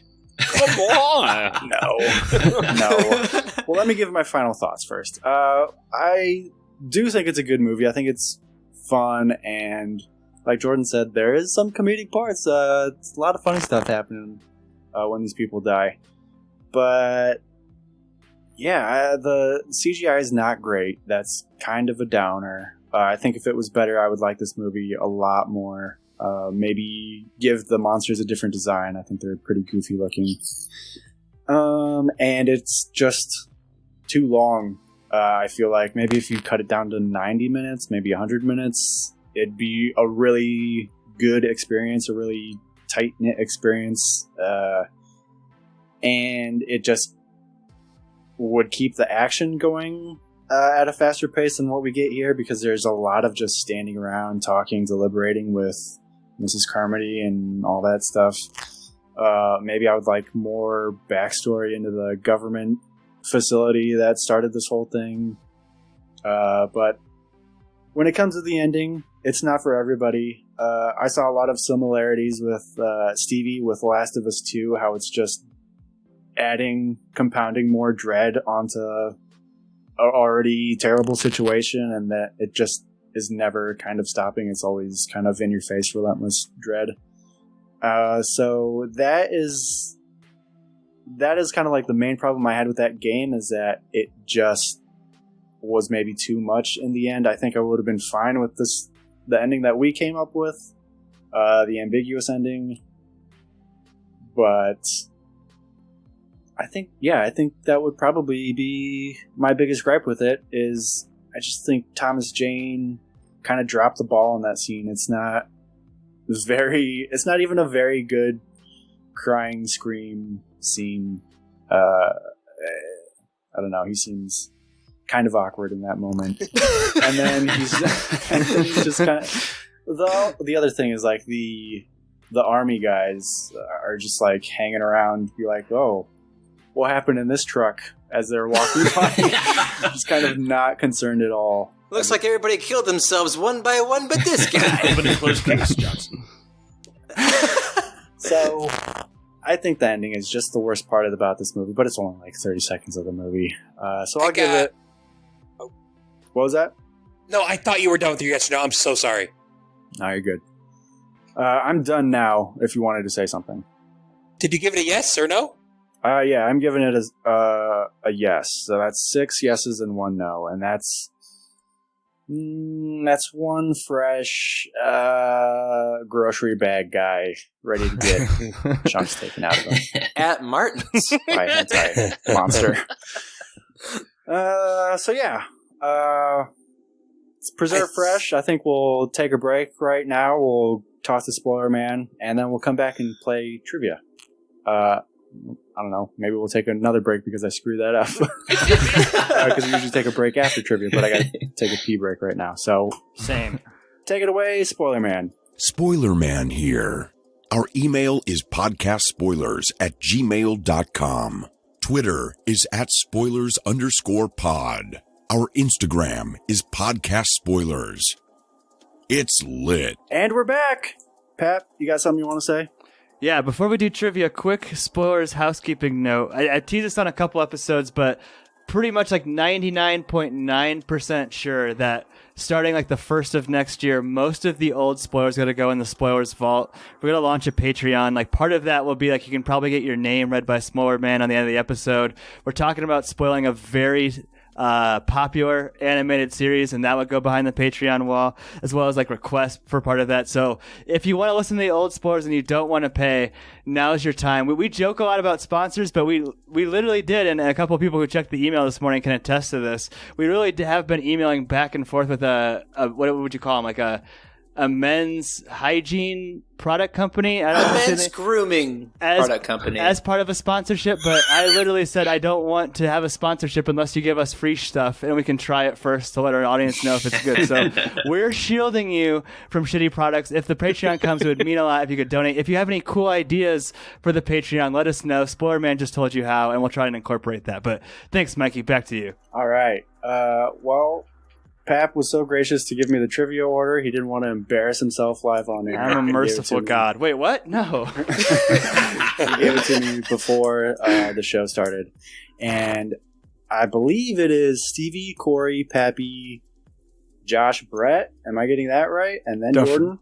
Yeah. Ew. Okay. Brother. Jordan's last movie he hosted was Return to Paradise, a true spooky spoilers pick. Ooh, a year ago. But yeah, we're going to play Spoilers Golf, a game which I invented, Josh. What? I invented. There's going to be 3 rounds. Each round is going to be a closest 2 question. Scoring -1 for first place. Second place, 0. Third place, +1. Everybody after that, +2. And you can get an eagle if you're within the preset zone for each question. I'm going to tell you guys. Or you can, get an eagle if you are within the zone for each question. If you get the answer right on the money, you get a hole-in-one, and game is over. In the event of a tie, please don't tie. It's just going to come down to closest to a number I'm thinking of between 1 and 100. Oh, So, we'll start with Stevie here. Stevie, question 1. Silent Hill is a video game franchise known to have taken inspiration from the Mist movie. How many copies from the entire Silent Hill franchise has been sold? There are 13 games total. Oh, no. 13? 13 games. 13 games on Wikipedia. I don't know if there's possibly more. Dude, Silent Hill is awesome. Man, we almost got a PT. Think about that, Mikey. I'm going to say 13. I'm going to say 11 million copies. And the preset range is within 50K for the Eagle. Okay. All right, next, Corey. 500 million. Whoa! Hey. Kyle, if you're gonna why don't you just recuse yourself rather than taking a dive? I don't understand. It's the right answer. $500 million. Pap. 32,500,420. Nice. Josh. How many games are there? 13. What was Stevie's answer? 11. Oh, geez, that's pretty. I'll say 10 mil. Brett. Dang. I'll go right in the middle of the. I'll go 20,500,000. 20.5 million. Jordan. I'll go 20.6 million. Whew. You. All right. The answer is 9 million. Nobody got the Eagle, but Josh is the closest. Very good guess, Josh. Thank you. All right, You're I'll off take by it. 1 He million. went off me. Suck on that, Jordan. Let me calculate the totals real quick. Damn it. Josh, you got -1. Stevie, goose egg. Let's go. Corey, you're dead last, +2, but it's fine because it's +2 for everybody in last. What?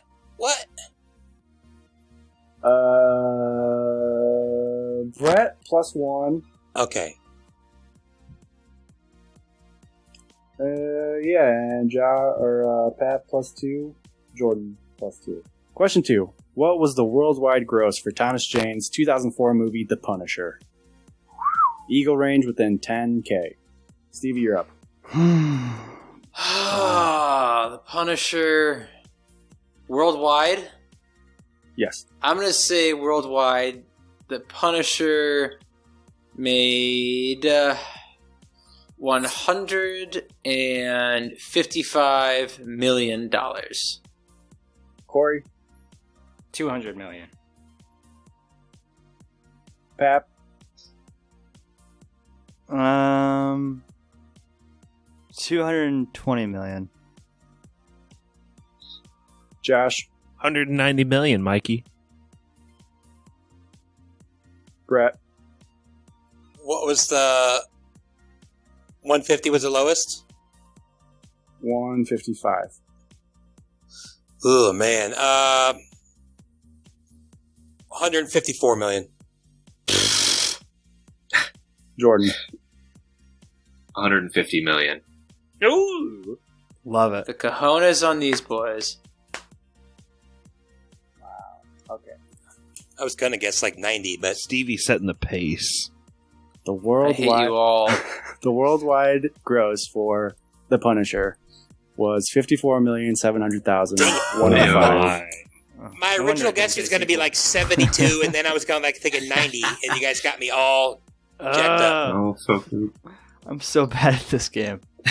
Jordan is the winner of that round with -1. Let's go. Who's next? That would Me. be Brett, who gets a 0. Then Stevie +1.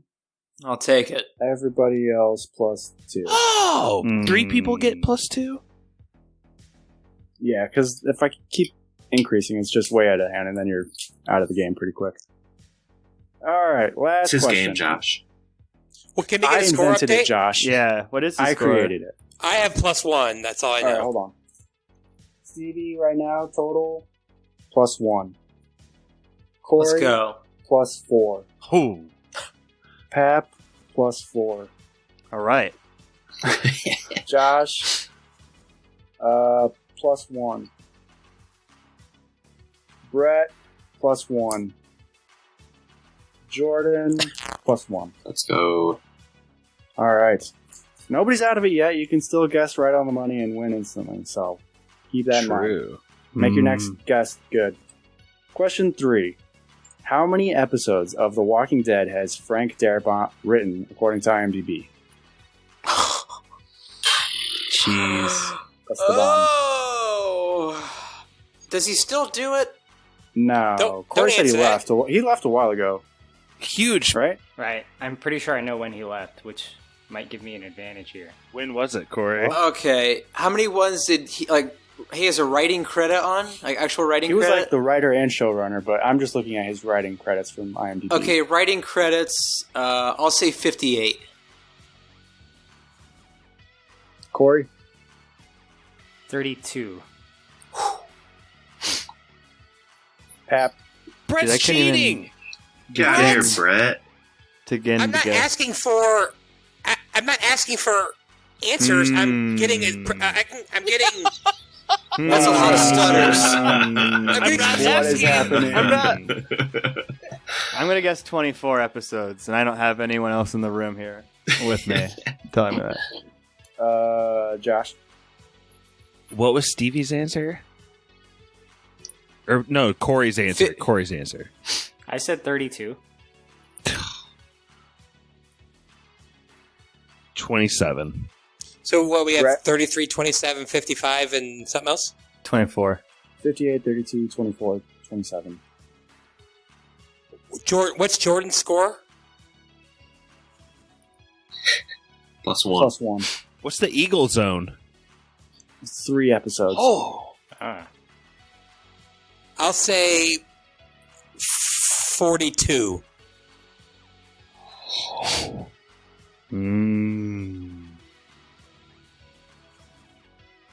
42. I'm going to say 22. All right. Hold on. Wow. Oh, no. Okay. Frank Darabont, writer for The Walking Dead. According to IMDb, he has only written 3 episodes. Let's fucking go. From 2010 to 2011. Let's go. That's awesome. Oh, my Lost to Paradise God. 2! Oh, my God. Oh, All right, that man. gives Jordan a total of 0. He won that round. I mean, is that pretty much it, No, Jordan? Jordan's Do I have to good. count Jordan Jordan? won. Yeah. Yeah. That's it. Jordan won. Whew. Great job, Jordan. It's been a while. You've dominated once again at every sport that you've participated in. Truly the best athlete out of all of us here. Do you want me to take a break and toss it back to you? Or do you know what movie you have? A quick break, if that's okay. All right. Spoiler Man, please take it away one more time. Josh Hensley from the Rutabaga wrote our theme song. Welcome back. Jordan, what do you got for us? All right. I don't know where I got this movie suggestion from, but it was in my iPhone notes from some time ago. And our next movie is going to be spooky again. It's going to be the movie Stigmata from 1999. Definitely not going to be able to watch it. Never seen it, so it should be an adventure. Why is that in your... I don't know. It was in my notes. Brittany's not going to let that movie in the house. Interesting. All right, well... Stigmata. Get ready for Stigmata next week. Gabriel Byrne returns. Yes. Yeah, I hope you guys enjoyed listening to this episode of The Mist. We're all waiting in excitement for next week with Jordan's hosting Stigmata. Oh God, That what have I was done? spoilers.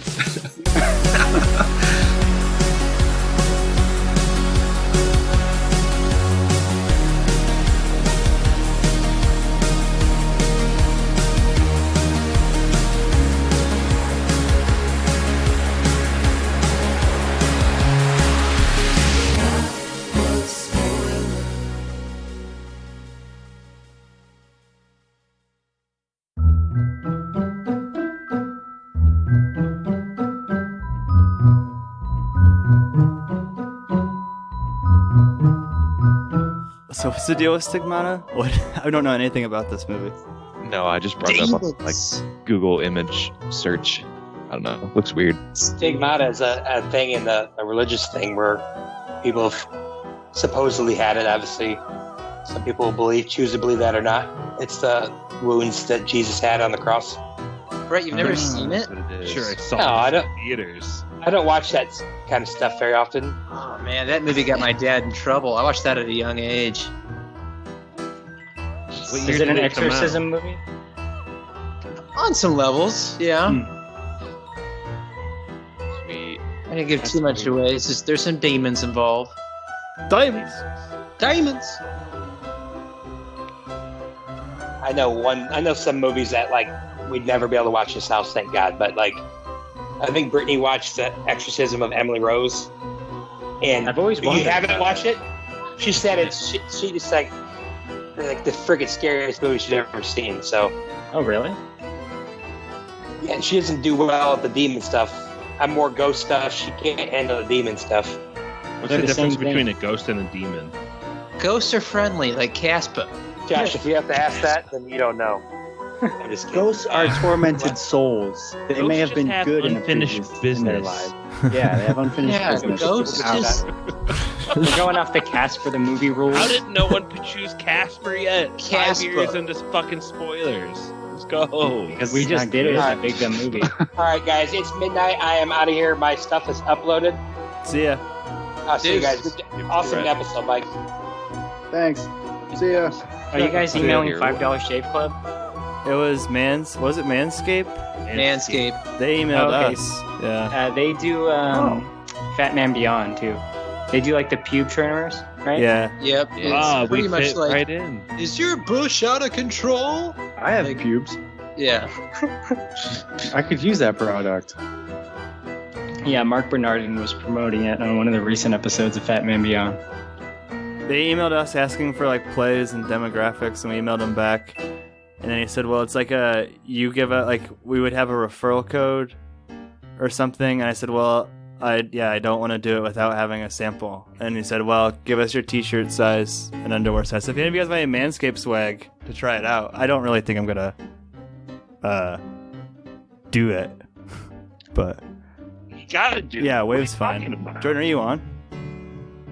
Oh. Yeah. God, why would you not do it? You're not gonna get free fucking, like, armpit. No, I'll take that shit for spray. sure. I was just asking if anybody else wanted some. I'll take that shit for sure. I probably said we probably won't add them as a sponsor. Oh yeah, I want honestly, some. like it. Anything for free, I'll take some. Okay, yeah, I'll order it and I'll tell you guys what I get.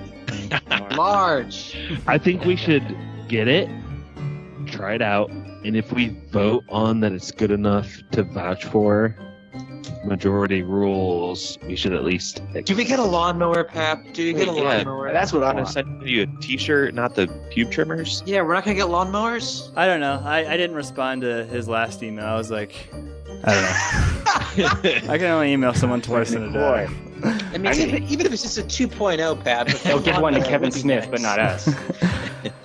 Yeah, I'll see what I Why can get. settle for Manscaped when Martin Supermarkets is on the horizon, boys? Is- Corey, we might get you some shipped chocolate ice cream. Corey, you have Yeah. not lived till you had their fried chicken. It's so good. Oh my god. Well, I think I'm going to have to travel to Indiana at some point, at least for that. For the cuisine. Specifically northern Indiana. Tour of Amish country, Martin Supermarkets.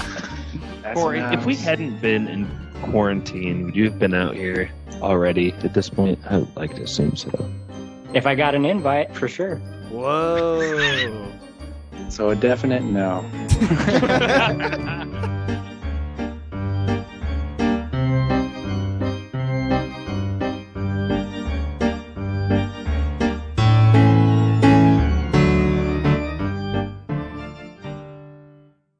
What makes Martin Supermarkets different?